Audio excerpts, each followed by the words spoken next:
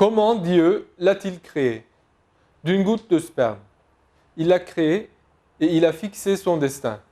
Puis, il a rendu son chemin facile.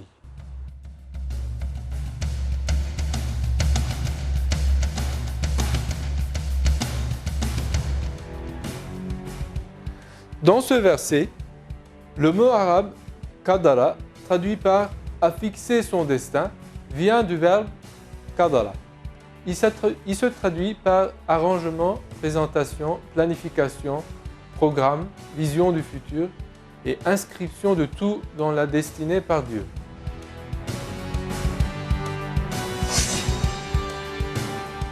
Lorsque le spermatozoïde féconde l'ovule, les gènes des parents se combinent pour déterminer les caractéristiques physiques du bébé. Chacun de ces milliers de gènes a une fonction spécifique.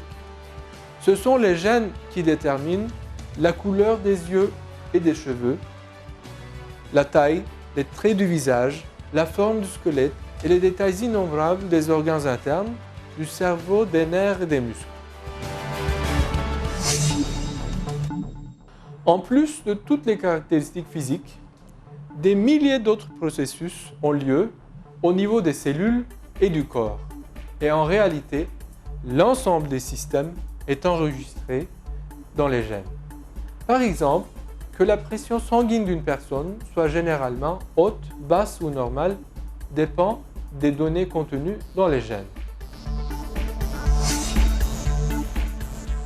La première cellule qui se forme lorsque le spermatozoïde et l'ovule fusionnent contient aussi la première copie de la molécule ADN qui va porter le code dans chaque cellule du corps et ce jusqu'à la mort de la personne.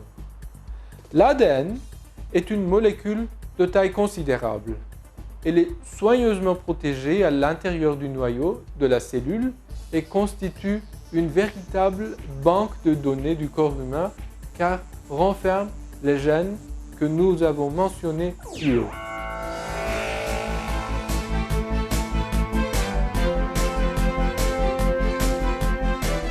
La première cellule, l'œuf fécondé, se divise ensuite et se multiplie grâce au programme intégré dans l'ADN.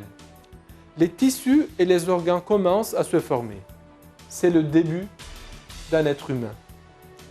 La coordination de cette structure complexe est rendue possible grâce à la molécule d'ADN. C'est une molécule constituée d'atomes de carbone, de phosphore, d'azote, d'hydrogène et d'oxygène.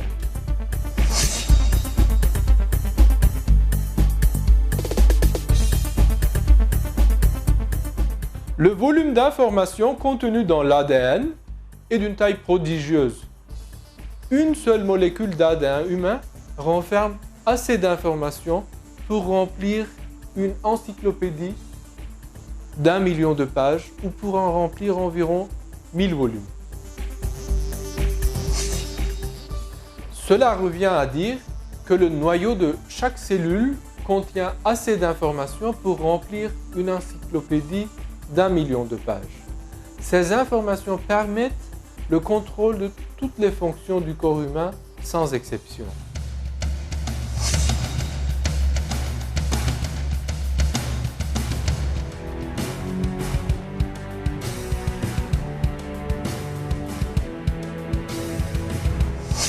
À titre comparatif, l'Encyclopédie Britannica, composée de 23 volumes, l'une des plus importantes sources d'informations au monde, ne possède que 25 000 pages.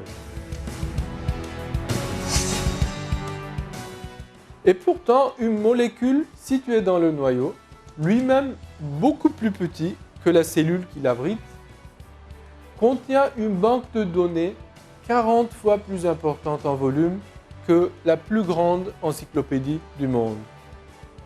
Ce qui revient à dire qu'il s'agit d'une immense encyclopédie en 1000 volumes, unique et n'ayant pas d'équivalent dans le monde.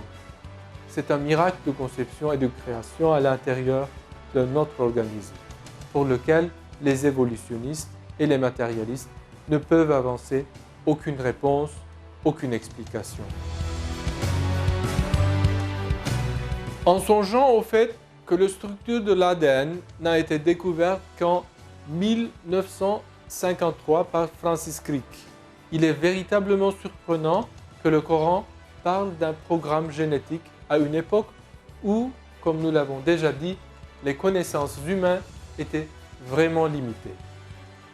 Jusqu'à la fin du 19e siècle, les généticiens étaient incapables de cerner cet aspect et ces faits remarquables vont encore une fois dans le sens du Coran et du caractère irréfutable de sa nature divine.